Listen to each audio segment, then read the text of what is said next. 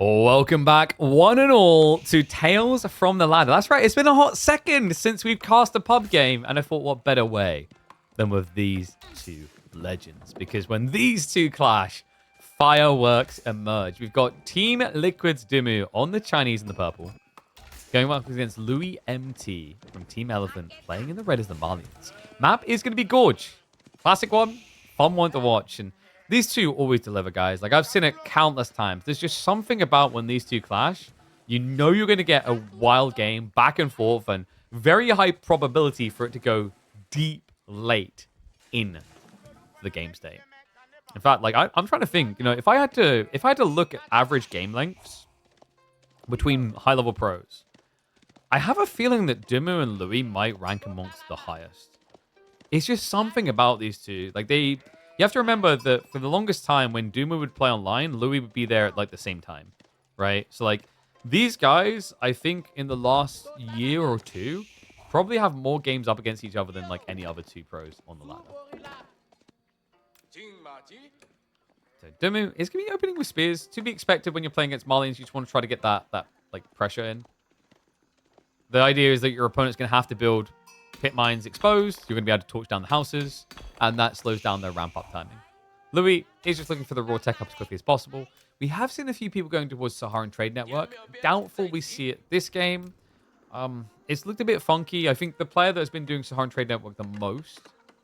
And, oh, sorry, guys. Yeah, the Chinese name cover was there from before. Let me fix that. Thank you. The player that's been doing the Saharan Trade Network the most has been Anatan at the moment, which is usually to deny pro scouts. But on this map, it's less desirable. The deer are really, really far out. By the way, need to figure out who we're going to be inviting this week. And wait, where did the Hims logo come from? Oh my god, this scene is so cursed. Sorry, guys. Let me hide the logo. Where is the logo? Dog, the logo screen doesn't exist.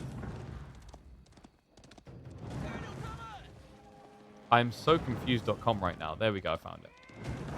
We done it. We got there in the end for a pub game. So, the interesting thing happened this week, by the way. We've got another Hims Cup coming back. Funny that logo is up. Hims Cup 7. I need to figure out quickly who we're going to have playing, because Anatan has decided to not don the hat for once. No, he's put it on his mantle. He said, you know, I can only be the GO unbeaten for so long, so I've got to now track down 2 interesting competitors for our show match on Friday.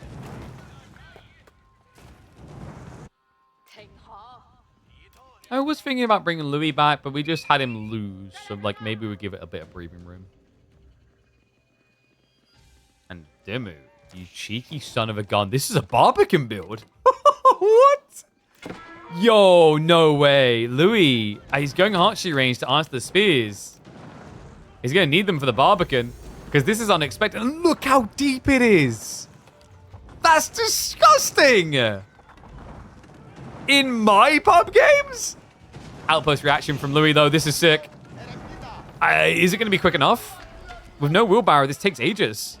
The Spearman could dive in to try and slow this as well. Dimu? This is going to be close. This is going to be uncomfortable. In fact, I think he still gets it. It might cost him a worker or two. But that Barbican should be going up. Outpost complete. Garrison comes through. Going to take 2 Flores arrows to kill each worker.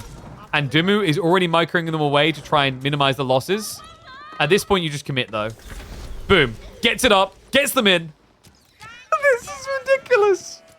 We're 5 minutes into a game, man. What is going on? And look at the retreat. Ends up losing a worker of his own trying to get out of there. Absolutely absurd start to this game. Arrow slit's now going to be queued up. You could try to burn this down between arrow shots from the TC, from, like, Garrison and the Barbican. The timing is going after the houses, and we do have a lumber camp, so Dimu's just going to chill here. Makes sense, not really worth running all the way home. And also, you just die doing so. Like, your opponent already has feudal. He'll kill you if you try to leave. That's the risk that Dimu doesn't want to take. I can't believe this. Oh my god.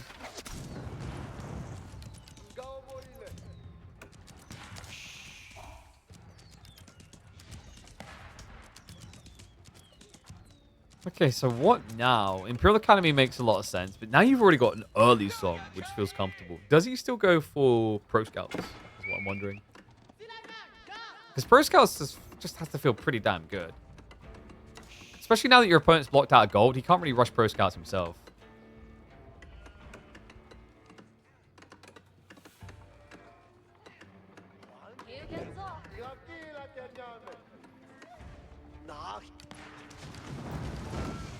Those who don't think Bubkin White Tower drops don't happen in pro play, not even a meme. I mean, this is like as standard as it gets, right? This is pub matchmaking gorge. And that just happened. It's so unexpected. Although, like, you can somewhat predict this play. Nah, that's unfair. You really can't. So the reason why you can't really predict this play necessarily in this matchup is because your opponent building a Rax explains why he built an Imperial Official. If this wasn't like Marlian with the detail around the pit mine, and like your opponent didn't have a Rax, but you saw an Imperial Official, that's when you should be suspicious of a Chinese player. They just felt well hidden by Ben because of that. Played it elegantly. You have Louis. Oh, God. No, come on. That's just unfair. That spawn's horrible. Look at the tree line, guys. It's blocking out a lot of the housing. Yeah, Louis just can't cut a break. Decent amount of houses also being taken out here, so just another frustration. Louis about to be pop blocked, but he does have additional housing coming up shortly after that happens. So maybe he loses a little bit of worker time. Nah, it should be quick enough here.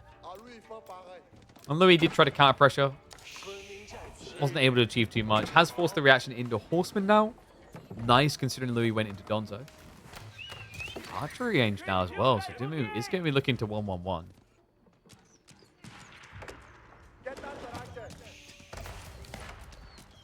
So, whose pub games look like this? Be honest. We're not going to judge you too hard. I'm just curious. Like, who's getting this experience currently in their games?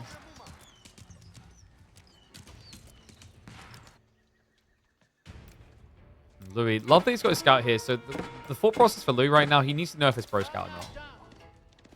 If it's pro scout, he's going to lean south side hard because it's double deer. Otherwise, he has to be a little bit paranoid about his opponent, like expanding on the flanks and going for ball.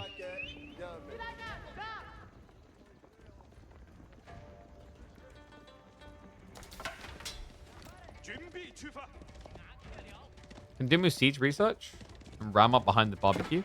I don't think it's worth it. It's very difficult to justify a ram all in feudal. Quite often when you do these type of moves, you just use it to get a better castle timing. It's just the dynamics of AoE4. AoE4 is like, while at times an aggressive RTS, it's very hard to end the game in that time.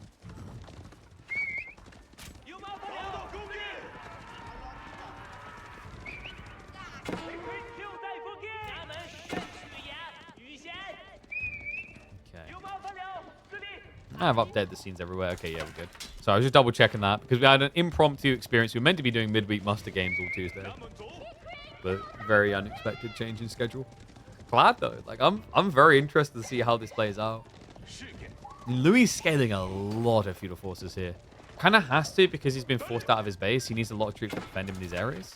Especially considering that nowadays walling's very difficult to do, even for a player as prolific at it as Louis.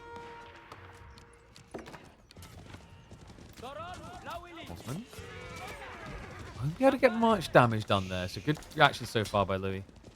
It's tricky because I think he knows he's up against the clock. Like, this is the thing about this Barbican drop. It makes it very obvious to you that your opponent has got Song. So you know he's scaling a lead. So, like, long term, Louis staying feudal doesn't feel great here. He's going to be rotating to stop that pro scout, but Ben's already got most of it home. Yeah, moving out the second deer start, that's at least going to get somewhat denied. He could even think about sneaking to take from Louis' side on the wide wrap. He's prepping archers to react to the current play, though. Yeah, and I mean, if Timu needs to go castle with just one deer stack, it is feasible. You can do that.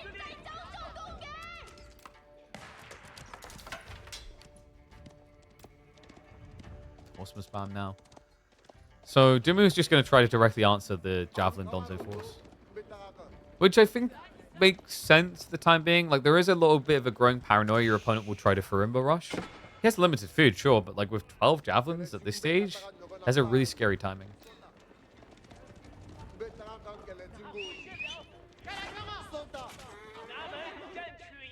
Even the wall's now coming up. I love this. Louis just trying to minimize the impact of the first round.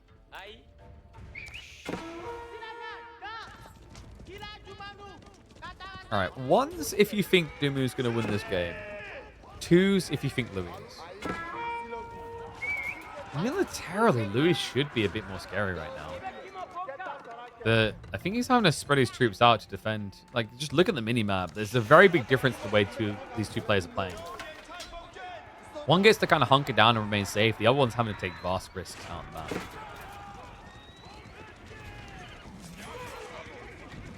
Undermesh now also on the way from Dimu. So he's committing then. Yeah, like there's no real reason you want to go Undermesh right now unless you were looking to take this further. I think he knows that Louis is trying to age up and he just wants to punish him because the whole idea of that longer feudal doesn't scare him, remember. We've mentioned the song. It allows you to exist like this for a very long time. Because your lead's going to scale. Your opponent's just going to fall further behind. And that's why Louis knows he needs to pull the trigger now. Backs up.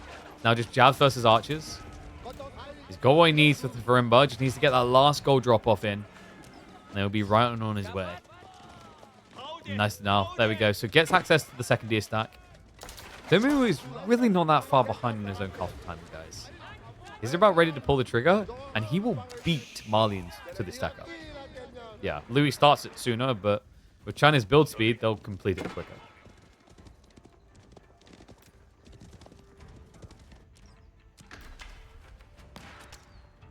Talking about China and building things, I don't know why my brain, it just gave me like flashbacks to Emperor Rise of the Middle Kingdom. I really need to go back and play that game.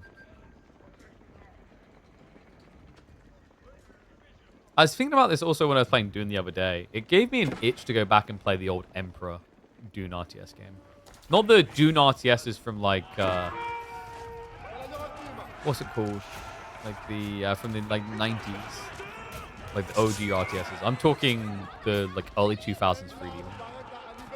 Where you could ride sandworms. Pure Palace Problem complete. Dimu, whoa. Not pulling away that quickly. Louis. Great timing, by the way. Like this read, he knew exactly when Dimu was being greedy. That's crazy. So gets the push in, finds some worker kills, much needed as well, considering Dimu was pulling ahead. And a Palace Guard switch up on the way, but that's going to feel rough against Javelineers. Yeah, because Palace Guard have less ranged armor than standard men-at-arms, but the other problem is that Javelineers can kite you and poison you. Usually, the solution to Javelineers is actually meant to be bulk. Javelineers will feast upon things that are small in entity count, because overkill doesn't really exist there, and the poison damage just proves quite advantageous. It's going to be PG and Lancers. With this, you can use the Lancers to cut reinforcements, is the good thing. Outside that, I mean, he's in a very sticky situation. A little bit intrigued by the fact he went Imperial Palace over Nesta Beast. But in some ways it makes sense because of the way Louis MT is playing the map. He's very wide on the flank. So you know, if Dimu ever gets back on the aggression, he'll be able to scout where all workers are and then exploit that information. He can do it even at this stage with just a few Lancers.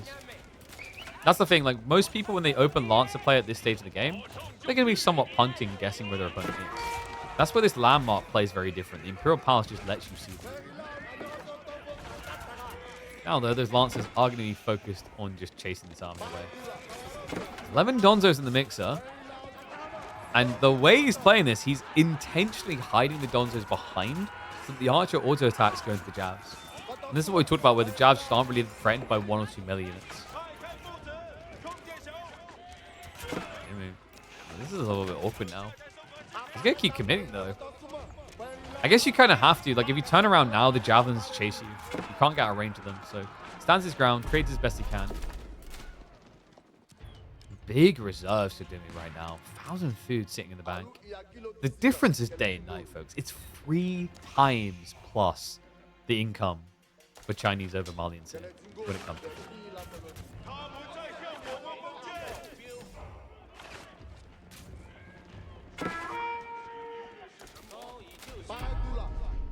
I agree. This is like the classic as Dimu Louis match I can think of. Like China, honestly, both of these players love China.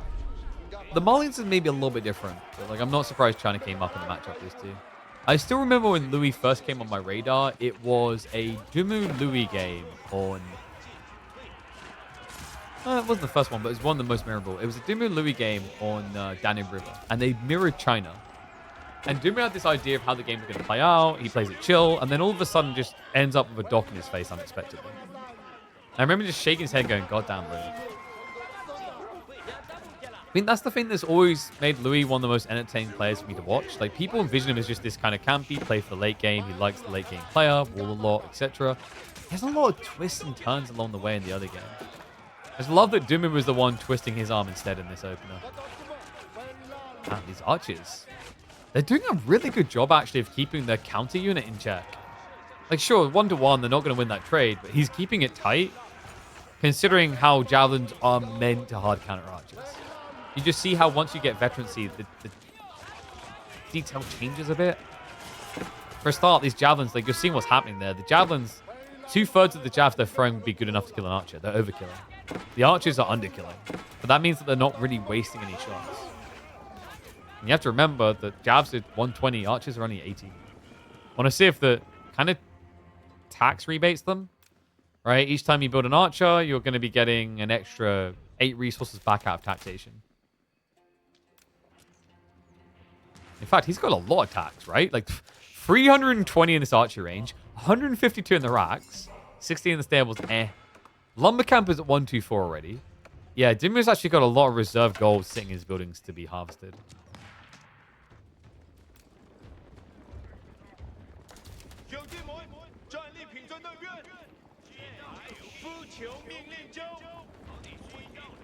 What do you guys think is the coolest looking archer in Age of Empires 4? For veterans. For veterans is interesting. Like, if you just straight up Imperial, I think like French is pretty dope. But for vet, there's something pretty cool about the Chinese one. The tin hats are quite adorable.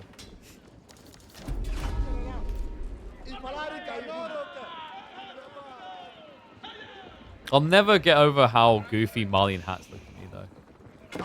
That's so freaking huge. All right, let's be real. If you were like a MOBA player and you came and you saw javelins for the first time and you saw their hats, you'd assume they have some sort of headbutt ability where they just like impale someone in the chest, full on juggernaut. No, you're also a good observer. I think I'm a terrible observer. My sensitivity is way too high and I move around way too much. Why archers not Zug? Zug are too slow. If you go Zug Nu, then javelins can never be reached. It's just a waste of a unit here. By the time a jav completes the hull of the javelin, an archer can reach them, but Zug will not. So, a little bit of stalemate here. We're definitely playing for the late game. You can feel it. No 2TC effect yet from Dimme, but we've already got that from Louis. And this is an interesting situation because if we go hyper late, we could easily be seeing Imperial Ferumba Plus, which means Musafadi, for example, or you go into the Freeborn. There's a lot more diversity down the line, actually, for Louis here. I mean, Shushi screwed this matchup. Yep. If you play Shushi in this matchup, you actually lean towards Cavalry instead, which is good because you have Dully horses. So, like, the play there would be Pro Scouts into Horsemen to try and overwhelm. Maybe with some PP to assist. In fairness, though, there is like a timing earlier on that you can make work with Horseman and Zook. The thing you have to remember with Shushi is, like, they may seem screwed if they have to go jab, like, repeat crossbows into jabs. But the value play for them is compared to China, they get into Zook 8 units sooner. Which is a lot in the early game.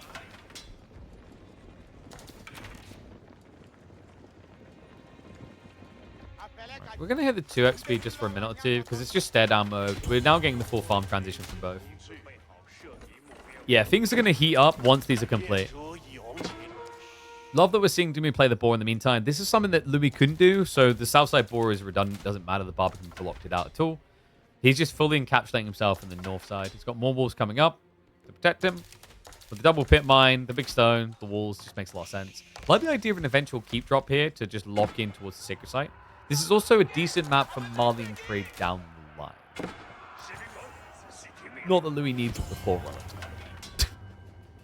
Yeah, he got out there fast. I'm wondering if Dimu knows just how much bigger his army is. I don't think he does. This is crazy. 83 military versus 30, but Dimu's not moving with intent. He's trying to show respect to the Javeliniers.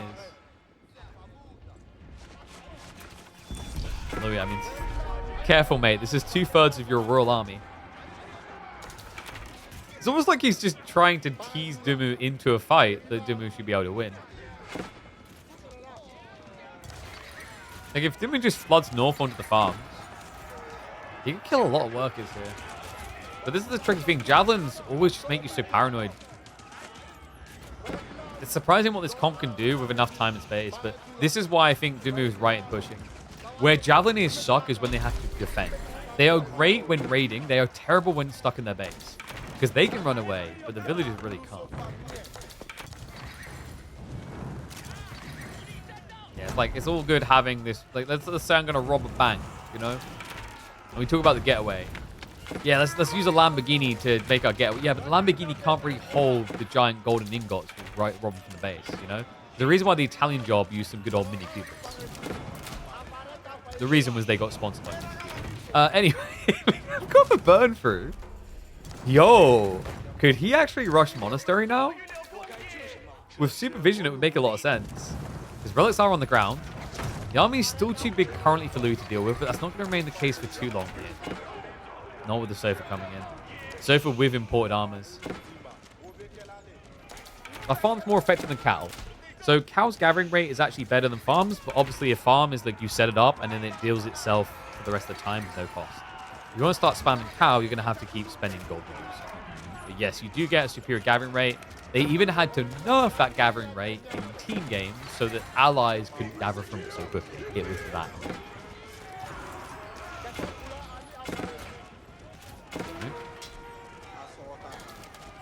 I don't think get past this point now.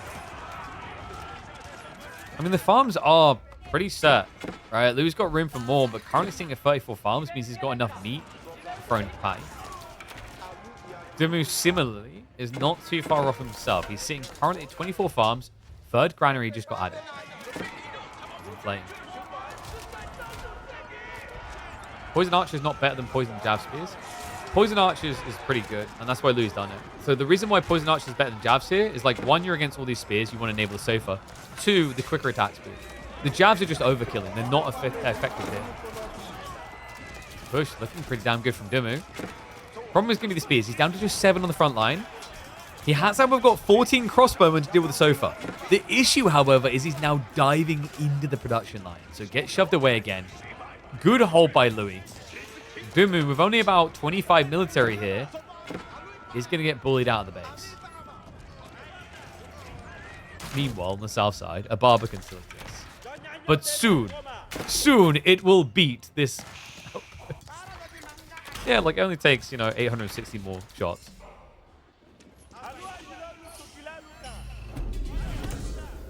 All right, what do you think, guys? Are we going to be getting the Fort the Huntress? Or are we going to be getting some festivals? Because this is definitely going Imperial. It reeks of Imperial. Especially with a castle drop like that. Hello. I guess Dimu could actually force him to not just rush Imperial if he goes Sacred Sites.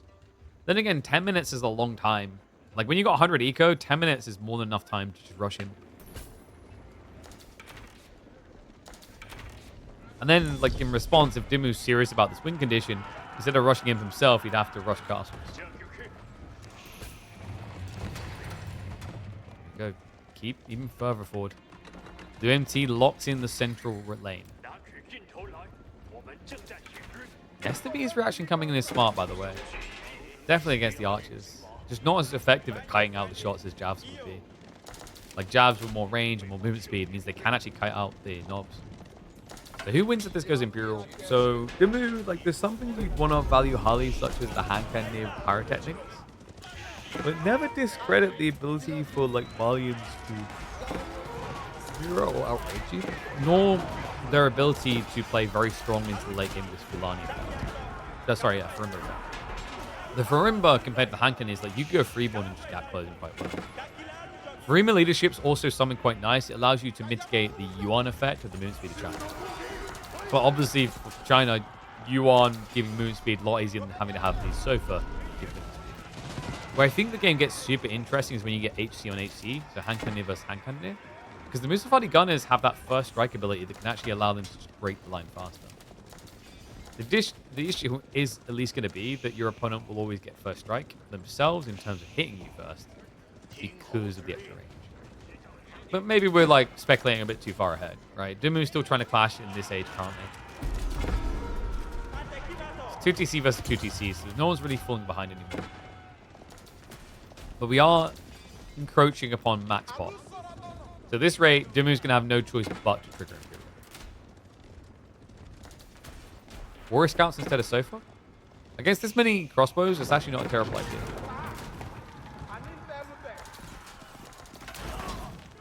Let's see, why wouldn't you want to do it? In fairness, even though like crossbows counter you, you have substantially more health on Veteran Sofa compared to Veteran Scouts. But if Louis is to build like 4 stables, it could definitely make sense. The problem is, like, once you go Imperial, I think you like the idea of Farima leadership a bit more.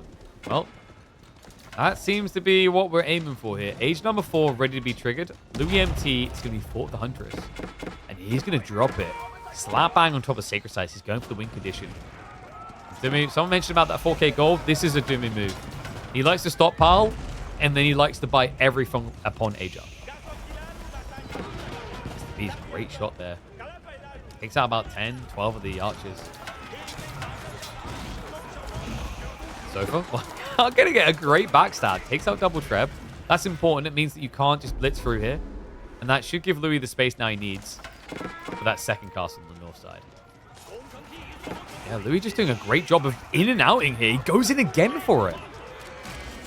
And the knob's now dead. They're able to clear all seeds that Doom had access to. Louis MT is about, what, 10, 15 seconds away from the age up. The villagers are going to be safe here. Fort Ventress will complete in time. And the positioning is important, folks, because it actually sets up the possibility for trade down the line for Louis. Very important if he is worried about this trending towards 40, 50 minutes and he wants to play things like guys. Of course, Marlene is just a Civ that plays trade very well. Whoa. Yeah, he's willing to guarantee it's an option for him while also preventing it from being an option for Dimi.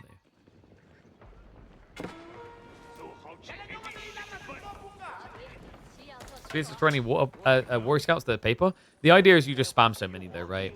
Like if you think about it, yeah, Spears destroy Warrior Scouts. But if you run in 40 Warrior Scouts, you keep zerging them out, which you can do with the crazy fast production rate. It makes quick work of 47 crossbowmen. So we are getting Great Wall Gatehouse. Positioning isn't really going to secure much. It's just to secure the farm area, sort of. He has got the stone walls up north, so it's not like you're exposed there. And it just gives you a reset point towards the sacred site. So yeah, both Age 4 landmarks basically on the same screen.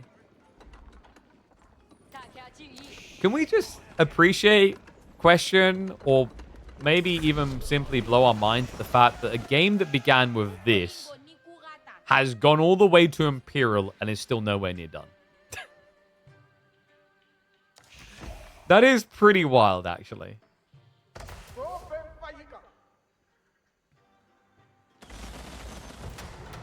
Aston will clock down now. This is big for Dumiska. Give him that movement speed pump we talked about. Louis can mirror this with this many Sofa. He can actually give the Freema leadership to buff the archers. Now, I imagine he's considering just going straight up into the university to get silk bowstrings. Pretty important, actually. That means the archers can counterplay into the Chinese hand cannoneers. Definitely not pop efficient, but can be trade efficient. These players love late game. I think they were born in the late game, molded by it. They didn't see the... Oh, wait, no, we're not going to... That doesn't make sense. Anyway, we do have free leadership on the way. 6.5 minutes on Sacred Site win condition, but Dimu's ready to contest that. He's also now switching hand cannoneers. Only the early infant stages, but like this is usually the way you like to do it with China. Like you bulk up these crossbows. Don't really want to keep them.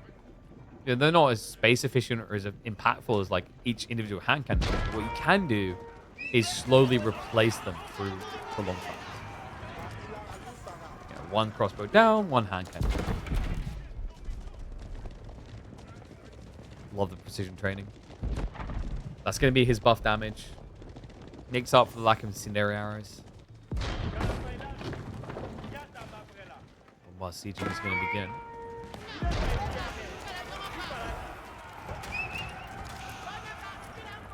Castle's not going to sustain with just one worker here, so just trying to delay the death, get a little bit of assistance. I mean, if you don't pull more workers, though, the Sacred Site win condition is not realistic here, so yeah, he's just going to lose control of it.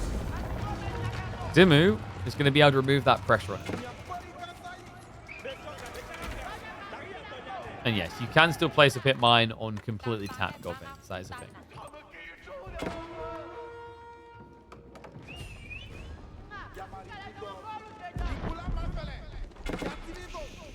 So what's the goal now? We know that Doomy wants to scale to hand cannoneers. Louis presumably anticipating. What's his win condition? It feels like it is just going to be the silk bowstrings. Archie standing their ground like this is a bit puzzling though. I guess he's not that concerned because he gets rid of the spears and like it's only crossbow, which don't count you. So hang around.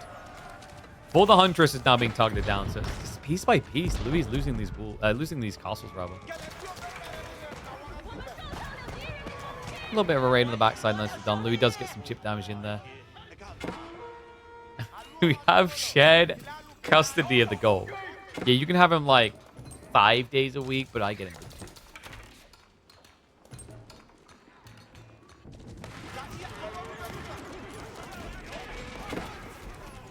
Now we got counter bombard play. The tricky part is like if you're Louis, I don't think you want to play a siege game here. Like there's some things that are good. For example, mangonels will trounce Nesta Bees in Imperial. But the bombards, the anti-siege is where you are going to suck. Because your opponent now has clock tower, which means he can build very tanky bombards. Ludicrously tanky, like up to 400 health almost.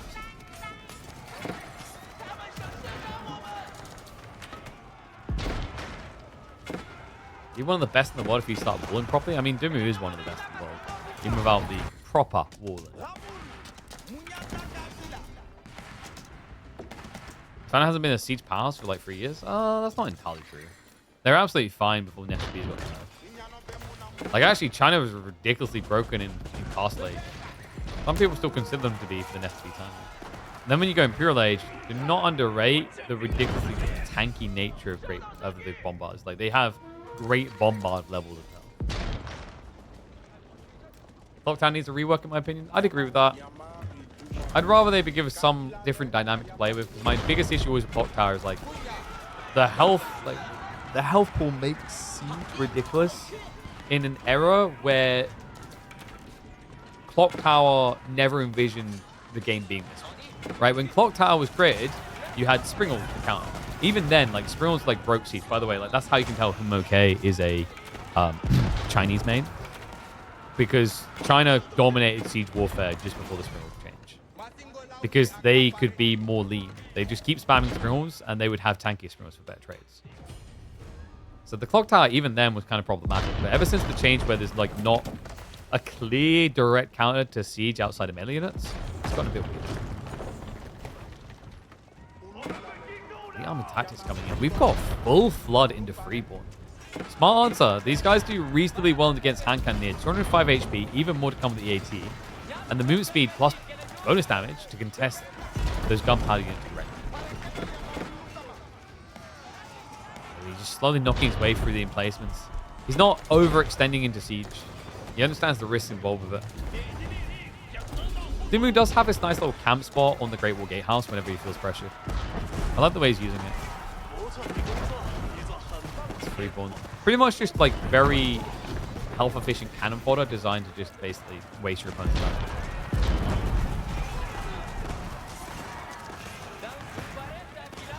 This castle, is it falling? I think he's got it. Cannon's going to try to counterplay him now. And look at this, 315 HP. That's before Siege works, by the way.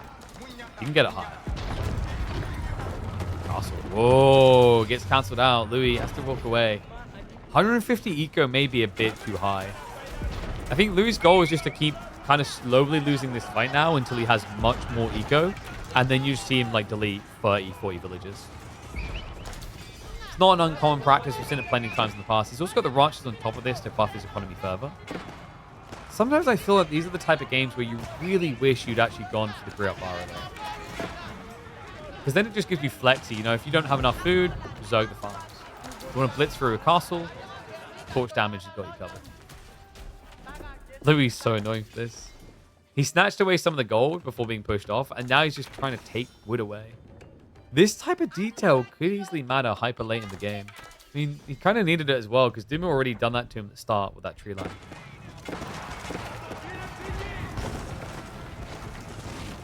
And no, you can't poison Siege. You can only poison things that have a soul. Siege doesn't have a soul. Players that like spamming Siege also do not. Technically, I should be telling you this, not murder.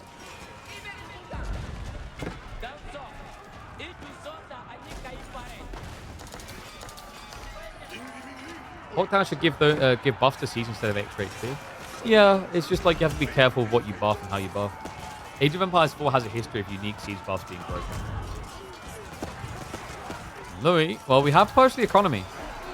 I mean, this works out nicely for him, right? Like, this is exactly what the problem was before. He just didn't have enough military for the fights. Look at the transition. Gunners are starting to be spammed out at the same pacing as Dimu, actually faster. So he needs to get more cannon fodder because he just lacks the protection right now. Yeah, I think maybe trusting Freeborn a little bit too much here. Musafadi is a clearer answer. I mean, I tried to hype it up. I will be blunt in saying I would have preferred probably Musafadi here. It's just great against the Mance Musafadi is just great against Palscar in the late game. They'll destroy them. But I get why Louis felt that he needed to get Freeborn. Freeborn, like, sometimes when you build them like this, they just feel like a two-legged horseman.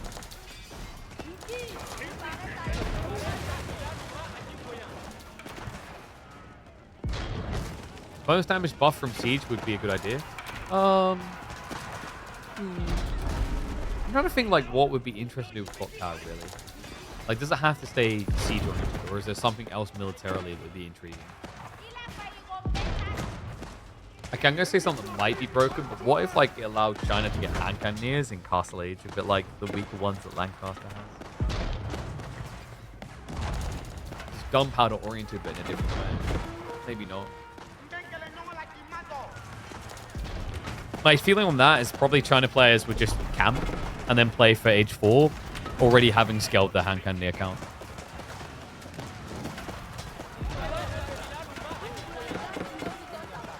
That wouldn't be unique. How is Clock Tower unique? It's just a higher health pool on the same units.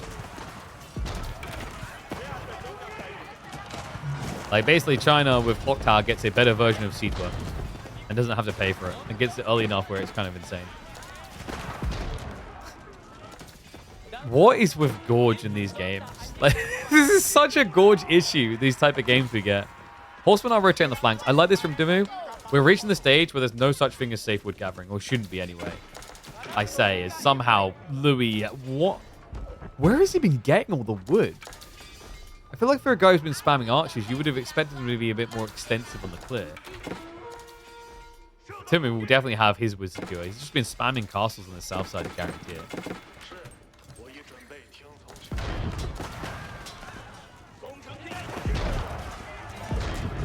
Gorge the most annoying map in your opinion? I think like Gorge, I actually hated on Gorge pretty big towards the end of like 2024. No secrets there. But my defense of it was like now, ever since they made the nerf to walling, it's not as obnoxious as it once was. Like hyper late games feel rarer, or should feel rarer.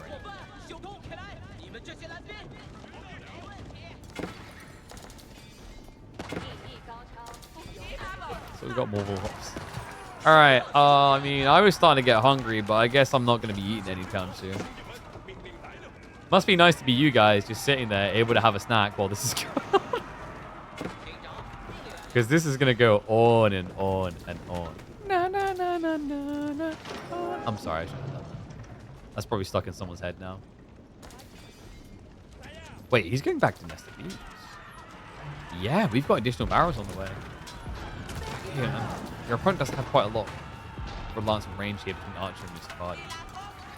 And he is also creating the walls that allow that malleability around a siege bomb, right? You're not overextend as much. You can essentially, like, what you could do here if you're Dimu is you could ironically wall like Louis would, where you build like the small little clump wall areas to hide in and then move forward.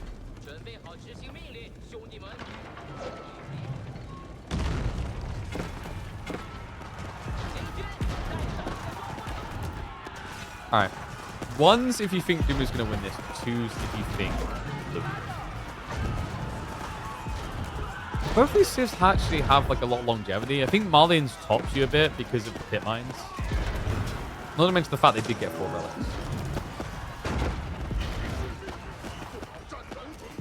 Bombard, just trying to snipe down rather than reinforcements. Kind of a bit awkward against Mustafadi, Donzos like this. You're probably just going to be overkilling a lot. Yeah, it takes 2 hits, and that second hit's not going to feel that high value. Wall will buy some time for a retreat, but Dimu going to have to keep running and not looking back. Louis isn't going to rush through. I think Dimu can end this in 10 or 20 minutes. That is a bold statement. But I'll nod my head in disbelief. I don't know. I think I may have just clicked on a 2-hour game here. I don't think we're going anywhere.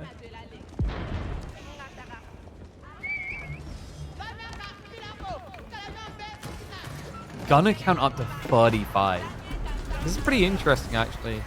He needs to rebuild the Fort the Huntress, and then you get this insane first strike buff, which doubles the damage on your initial shot. Makes Mustafadi gunners capable of like almost one-hitting a spearman. Super scary. Yeah, that is just passive income, by the way. Gold income at almost 1,500 for Louis, and he has nobody gathering. Look at the card as well. Rushing his way forward here, Dimu has mustered the troopers to make a defense happen. And the hand cannoneers have got the extra range. And the Yuan will allow him to kite. But you love this. Louis MT, he starts sniping that backline. He's got the silk bowstrings. This is what the archers are designed for. There's not many of them. They'll be worth their weight here. Kind of looks like he's crumbling, actually. Louis MT breaking through now. Military count difference is getting worrisome here. Please tell me that Dimu does have a blacksmith with military academy. He does. Yeah, it's just he can't keep up with the bomb troops. And in some ways it makes sense. Like scaling hand cannoneers is slow. It takes a long time.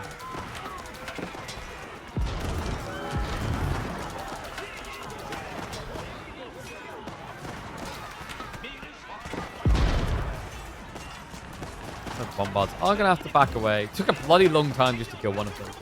Wait, well, unlike BC, Dimu does not have a long-term plan most of the time. He just plays. That's quite the assumptual thing.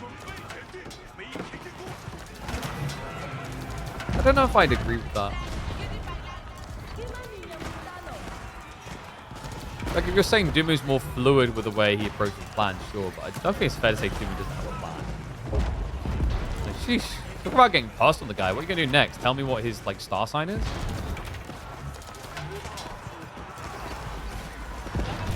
Do you guys ever think that this is just content farm for Dimu?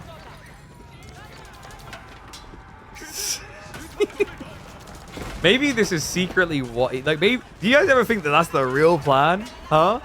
2-hour games, people like late game, big amounts of gun units go pew-pew? Do you guys not like that? The amount of people like, okay, P, I want to see more Imperial games where the game never ends again. This is a plan, damn it. He plans to win, but he plans to get good content out of it.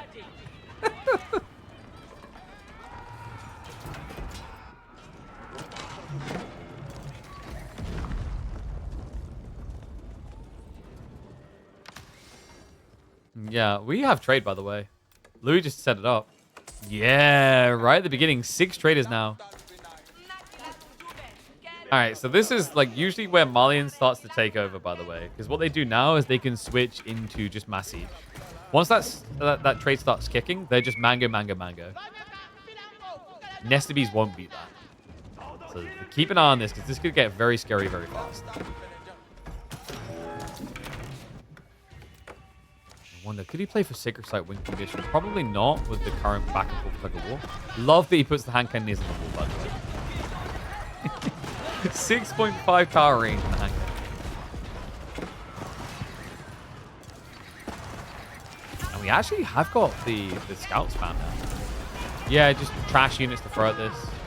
Makes sense as well, because like wood is going to become a little bit more dear as time goes on. So if your trash unit role can be fulfilled by just scouts, makes sense. It's why Marlians is subtly one of the most like crazy civs in the hyper lane game. There's not many civs that can brag a unit type that only takes like 2, right? Like that's where Marlians and Byzantines are subtly broken if the game state ever runs out of resources on the map. Because when it runs out, like what can you get? If there's a trade post gold, great, but like sometimes there isn't. The heart of it, the thing you can get is farms, which generate food. Or Byzantines and oil. Stab him. Freeborn's chasing away the bombards. Louis, ironically now using that wall against his opponent. With the extra tower range as well. Yeah, so you're seeing what, 8.5 tower range or 7.5 rather? Basically what you get on a Yeoman.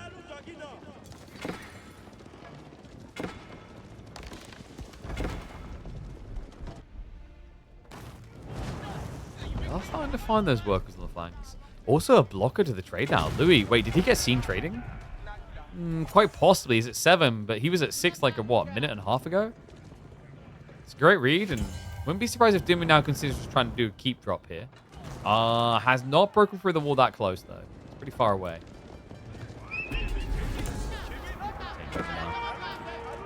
Louis. I don't be needing that gold, especially if the idea was to scale gunners again. Gunners, sofas, all these things. Pricey. Scouts are going to be riding in. 194 HP, able to just dive onto the bombards. This is the kill. And yep, you've seen that correctly. This is a unit that gets bonus damage against siege. Took a while, but does get rid of them in the end. Archer's left in an unwinnable fight here, though, no? There's still a few horsemen. Actually, in fairness, Louis Archers are doing fairly well, surprisingly. Yeah, now a lot better. Farina leadership arrives. Has the ability to keep pace with the Yuan dynasty. All right, get your predictions in. How deep, like how long do you think this game is now going to be? Put a time on it. Because the trade has been spotted, but we know that Dimmu has gold issues of his own. Like, hand cannon scaling is very difficult for him. Which is why he's just been sticking to Archer so hardcore. It does feel like this trickler Sofa is making bad trades for Dimmu. Because, like, if you're both trickling cavalry, which one's dying quicker? A Sofa or a horseman? Well, just organically, a horseman's going to die quicker. Even more so when you consider the poison armor. Dimmu. Whoa, he's just started. Okay, he's up to 10. Yo, he's going all the... Wait. He hasn't deleted the walls. This is ridiculous. So he who holds this sacred site holds the fate of the game. That's wild. Dimmu. Traders are now just running through the battlefield. I think Louis is actually getting an edge off of this poison arrow damage. Not like an overwhelmingly insane one, but enough. Able to push him back past that choke point. So trade is going to get blocked. Dimmu, after this investment, isn't going to be able to use them. Luemti is gaining pace, gaining ground here in the center. We do have Sofas also ready on the flank, so let's shut down an economy over there. And militarily, Dimmu cannot have as much as Louis. You can see it just by the raw eco count.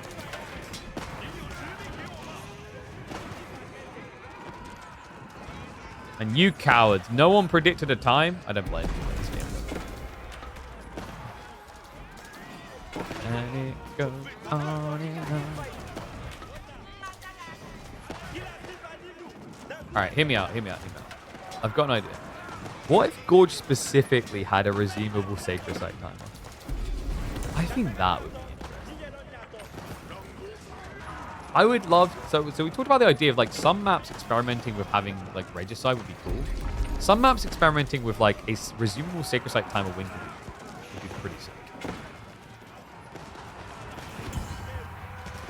That's a sick key drop. Yep. The traders have been sneaking through while the fight's been going on. He craftily comes in with a castle while Dimmu's army is distracted. We do now have House Guards with. Pretty smart because he's got the archers to cover him for the time being, so your opponent's not going to be rushing Musafadi. But he can switch Musafadi fast. Yeah, I think these are the situations where actually Mansa Musafadi is just better. In an ideal world, you arrive in this late game and you never touch Javelineers and you just go Mansa Musafadi free. The issue, like what makes it such a hard thing to just say you'll do that, is Javelineers in the mid game are by far the best choice from Farimba. And you're not going to sit there not using Farimba. What's the point in that landmark being built at?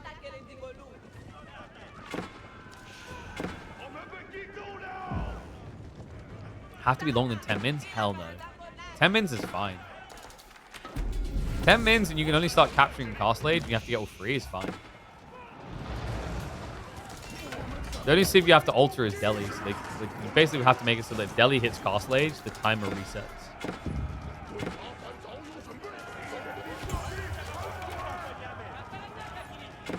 Like, I wish there was a way to bake that into a map by default, because the problem of like saying, okay, so we're just going to have this map and play this mod, is that's an extra chore for players to remember when setting up a lobby. And you can guarantee people are going to forget about it.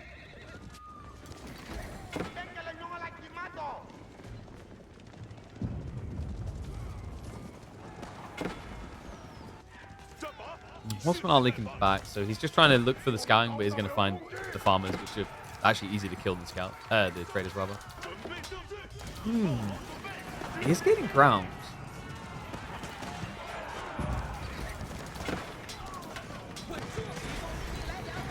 SCB's not going to last very long. Like, the biggest tricky part right now is, like, Dimmu, without trade, how you ever getting to your killing blow of hand cannons?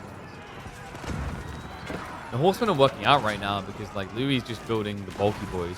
Right? He's focused more on killing the enemy archers than solving for the horseman issue. So you're just kind of trading out your back line for the enemy back line because the freeborn shouldn't really be beaten.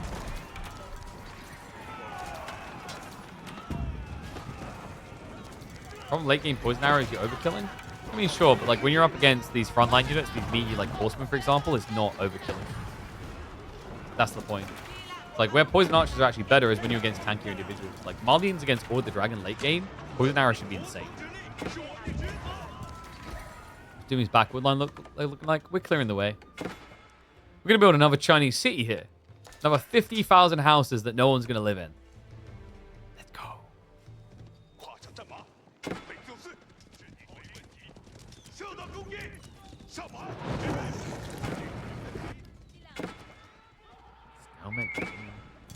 Do I fast forward a bit here? We're just getting kind of redundant raids right now.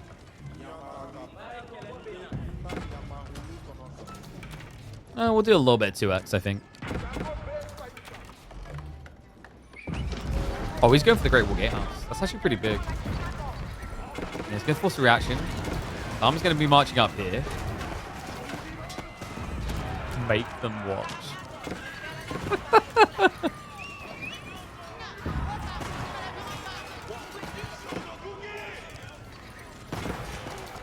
Dimmu, I mean, the problem is, like, you want to send the horsemen to the back corner, but, like, how much territory would you lose doing that? Louis MT starting to get a reliable backline going. He needs more gunners, though, is the problem. I think as long as Dimmu keeps coming in and slowing down the trade, it's just not going to happen. Louis stopped at 4 trades, and there's the Sofa charging. Goes straight for the bombards. That should be a break right there. Look at that. 89 military pop to 34 bio now. Siege also being exposed to the Sofas. Just a great time in there. Louis MT able to surge forward. Dimmu, I mean, he's got these hand cannoneers, but they are not safe in these fights, folks. There's barely anything to keep them alive. He loses them. There's no easy way to get them back. Oh, 690 gold income. All right, this has to be the point where Louis holds on to the game. Like, this is firm grip around it now.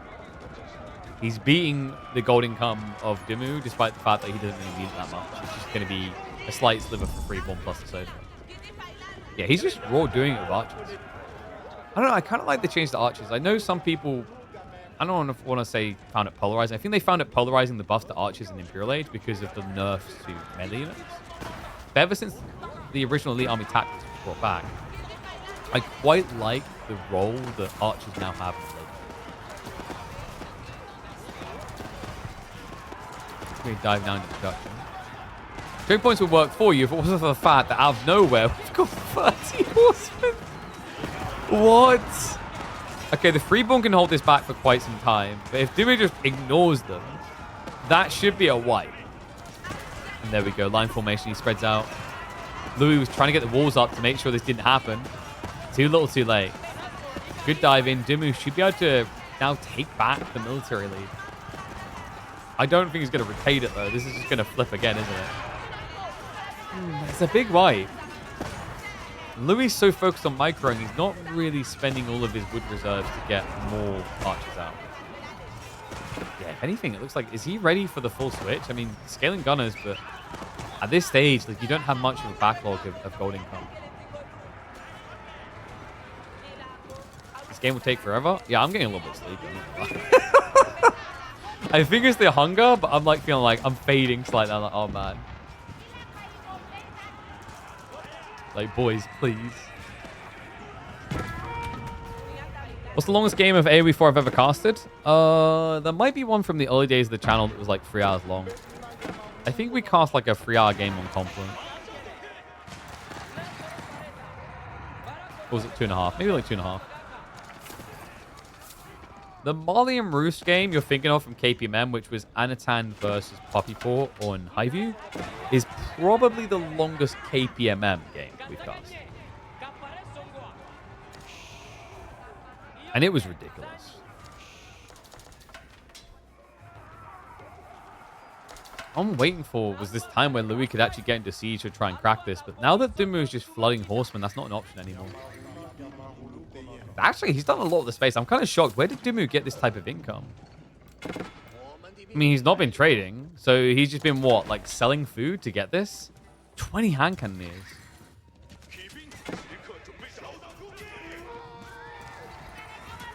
Come around to BC's opinion that all passive incomes should be nerfed.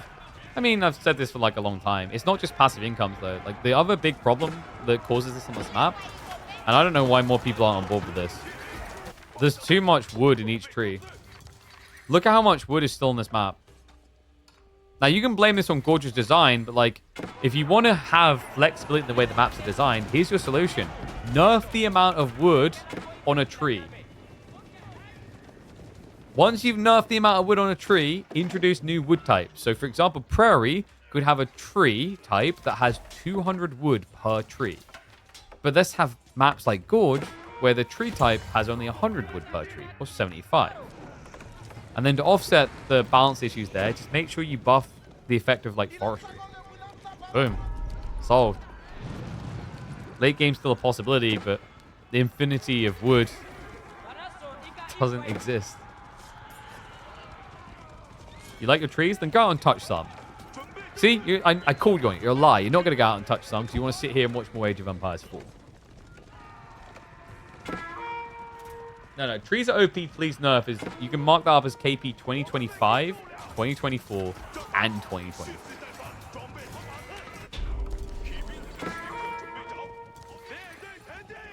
And after I complain about there's too much wood on maps, I see the comment, honestly, mass rams would be the way to end this. Actually, like, not a terrible idea out of the clock tower. Those things are ridiculous. So we have got a remax after those raids on the flank. Like, Dumu done it again, man. He went and looked to try and raid into the economy. And then it gave the edge over to Louis in the center again. It has to be to try and solve the problem, but there's not really enough of them to insta-wipe this. Archers are trying to target fire down the hand cannoneers. Donzo's now to address the horsemen. We do have the castles coming behind this. And sofas are leaking around the back. Wait, what is that gap? What is that? That is weird, is what that is. It looks like it actually shouldn't be open, but it is right there, I think. Louis, only 8 traders. Hasn't gone full gung-ho on this. It's a lot of sofa now. Yeah, he knows he needs a solution to the knobs. And doesn't have enough gold or wood income currently to think about mangoes as an answer. Not that you'd really want to on an open battlefield against the horsemen. An hour has passed? Yeah, exactly. And if you're waiting for the conclusion of this game and you're not subbed to the channel, you just experienced a lot of ads. You could have avoided that.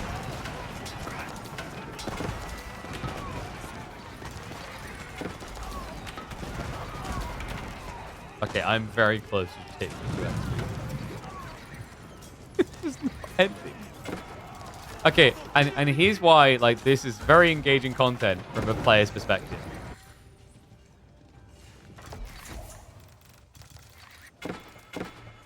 Are you engaged?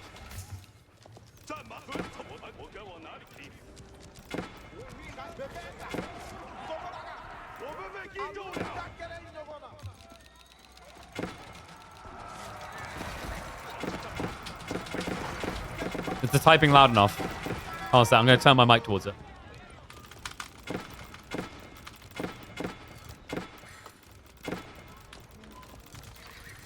Ooh, na, na. What's your name? Ooh, na, na. Okay, I'm going to stop. The intensity of it. Oh, dear. I lost half my viewership that just came for the chill atmosphere.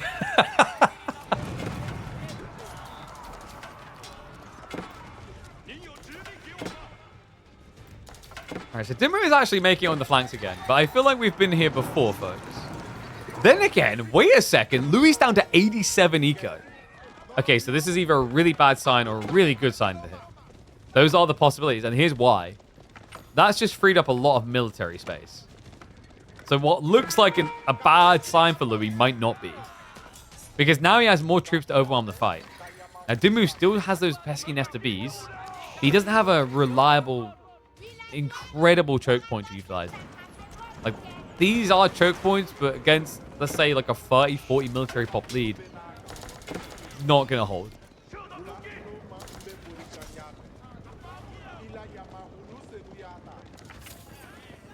What's wrong with my singing, bruh? I'll have you know, I am appreciated on the karaoke event. Because I'm a tryhard and I like mimicking voices.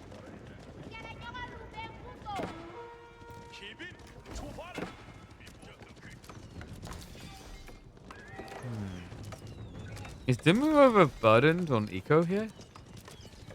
And the horsemen are getting quite frilly right now, which is probably kind of baiting you into a false sense that this is working. But maybe this is just the eco that Louis wants to sacrifice. Like, the north side is still operational. And he is just taking full chill mode.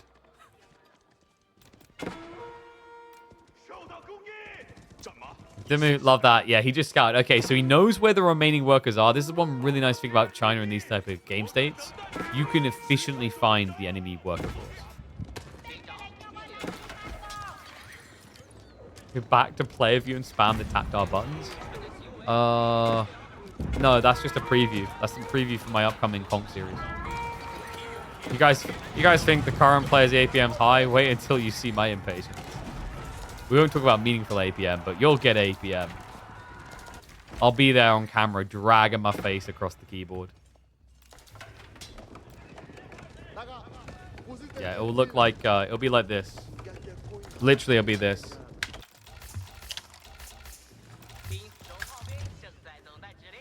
Skill.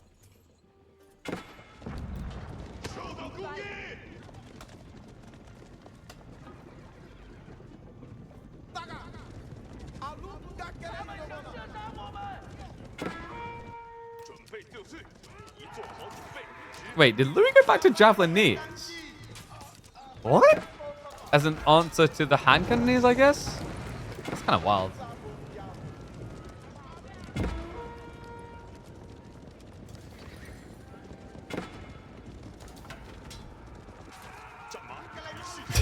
This is getting pretty ludicrous, by the way. He has 12,000 food in reserve, and he's down to 60 workers. This is ballsy. I'll give him to this. I mean, it's risky on the wooden goal, sort of. But not as much as you'd think, right? He's maintaining close to pop cap, so he'll reach that, and then he'll start stockpiling extra. But Dimmu has a 60 eco lead. How can he not win? Because Dimmu has got way too much food and wood. He needs to feed his people and build them houses. Like, this is ridiculous. And problematic as well, because, like, what happens if he loses his hand cannoneers? Well, he doesn't have the gold to remax them. The food and wood won't solve that. He'll get carpal tunnel trying to trade it across so it can.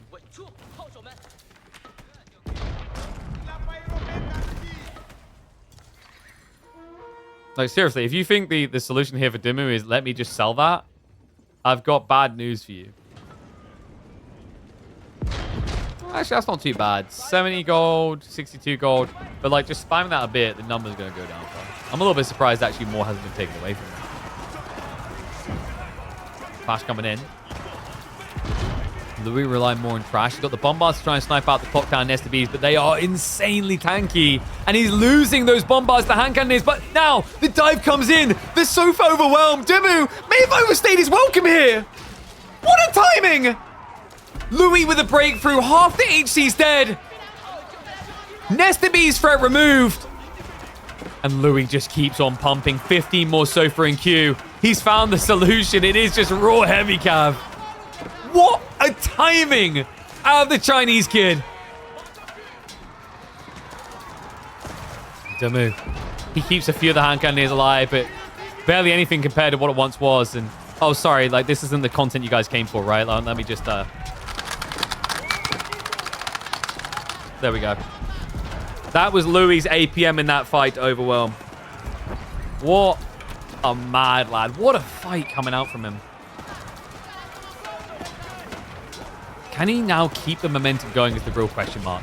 Because that was one hell of a time. We talked about his wood and his gold being his big weakness. Keeping that type of push going is difficult with this type of income. Food was never the problem. Let's keep trading out that backline. He's just trying to keep the hand cannon the account oppressed. Making Dimmu rely on trash.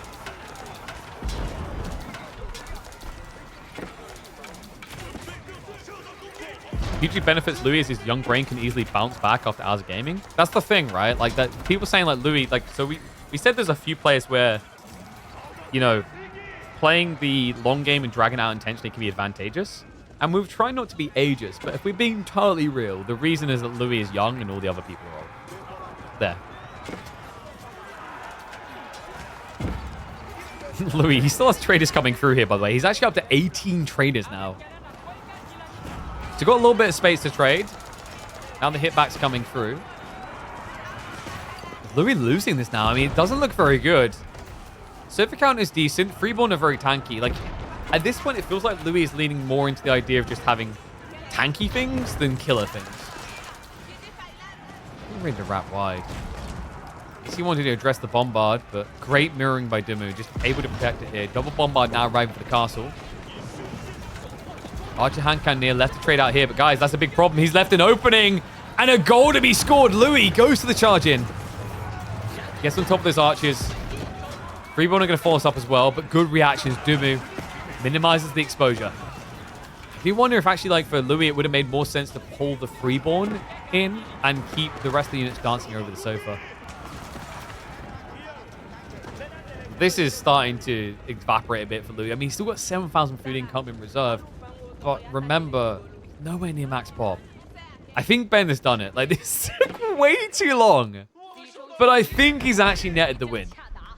He's even purging some of the economy now. I mean, I'm not going to call it absolutely over because Louis still has food reserves. But the problem is, like, he needs to be at 1.5 times the military count. That's not happening here. You did at least purge a lot of the bulk of the hand cannoneers. So, like, in some ways, you achieved your required goal. But the follow-up is what I'm struggling to believe in a bit here for Louis.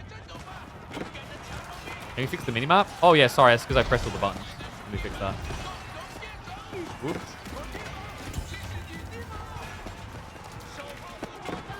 How are the balls? Oh, they're hanging in there.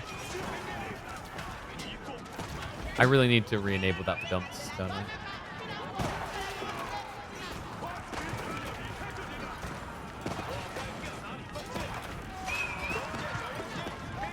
I think the word I would use to describe them the last 2 or 3 days is bruised.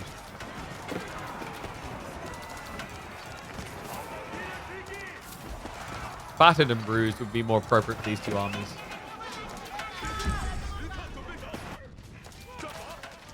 Yeah, not battered though. I read some of the warning stuff online about vasectomies. And so, like, because I checked them for things like, okay, like when can I take, like, you know, the bandages and whatever on.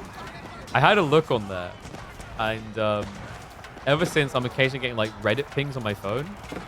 And one of them just came up and it was something along the lines of, I ejaculated too soon. And it's just like, the pain was unbearable. I thought 5 days was enough. And I was like, I shouldn't laugh. How is this not over? Louis now got 22 of these gunners. Had 22. They're going to start getting sniped. I mean, surely Ben should have this now. This has to be it. Louis, look at the economy. He's out. This army and then nothing. It's over. It took an hour and 15 minutes. Okay, 12. Probably 14. I reckon like 14, 15, or 16, right? Because he's scraping the bottom of the barrel still. He's going warrior scouts now to try and stay in this. Could you imagine if he just won the game because of warrior scouts? No. No, we're not going to go there. There's still spears, so these guys won't win it for him. I knew this was going to be a 9-hour day. We're not even near 9 hours, man. Like, how is it I've now clicked afterwards and we still don't have confirmation on whether Wham versus Voldemort is going to be happening today or not? Like, bruh, can you please, like, queue in a time?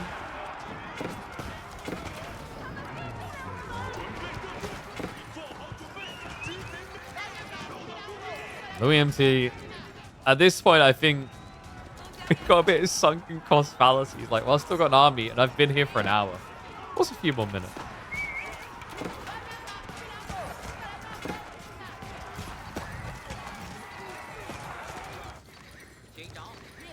Yeah, all I can say about vasectomies is, like, I mean, they're a little bit of a contradiction. No, wait, the word's contraception. No, they're a form of contradiction if you think about it. Like, if you're married and have kids, you probably haven't got time for sex anyway, so why do you even have it?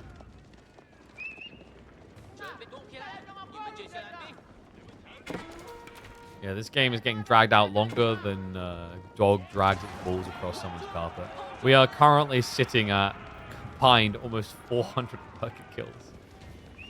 1 hour, 14 minutes into the game. Louis MT goes full attack on Titan mode. There's a gap, so he will be able to get in. He'd have to kill a lot of economy, and even then, like, what he doesn't know is that Dimu has absurd amounts of resources in the game. Guys, Louis has got 2 TC, so now he can rebuild the army, and then we can get back to this situation another hour from here. And Dimu, by the way, now has traders. He's got 7. Not a lot, but it's going to be scaled.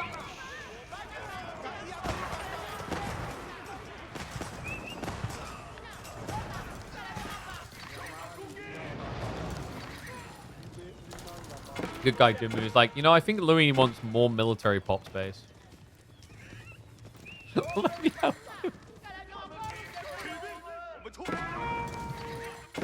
Yeah, all I've got to say in response to what chat's saying there is, like, my only question is, after this long in this game, have the hobbits reached Isengard yet? And if no, what's taking them so long?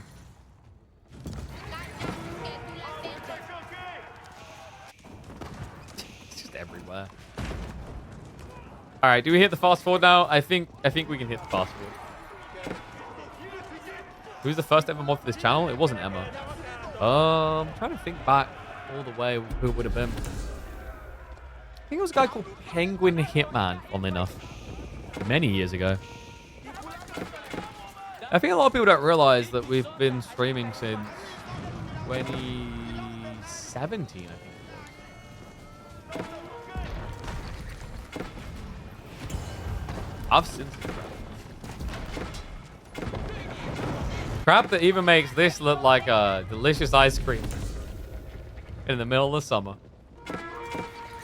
Now, Louis has somehow, on 37 eco, reblobbed up to almost the same military size as Jimmy. But do not let that deceive you into thinking this is a combat. It's just Timmy's got so much economy, he can't build more military yet. Like, at this point, it's a game of cat and mouse where Louis is just trying to stay away from the enemy army. I think he may have just pinned himself in a corner. Oh, no. So you know what we take away from this, guys? Free one suck. That's the lesson. I think that's the lesson. I think there's a lesson in this game. I really hope for people's sake there's a lesson in this game. Alright, we're going to stick to 2 because I need to get through some more of this. This is ridiculous. Well, it exceeded the timing that I gave it to end. Like, what? I'm going to say 119. Oh, there we go. No, as soon as I cast the cursor, GG comes in. Why did we click on a gorge game?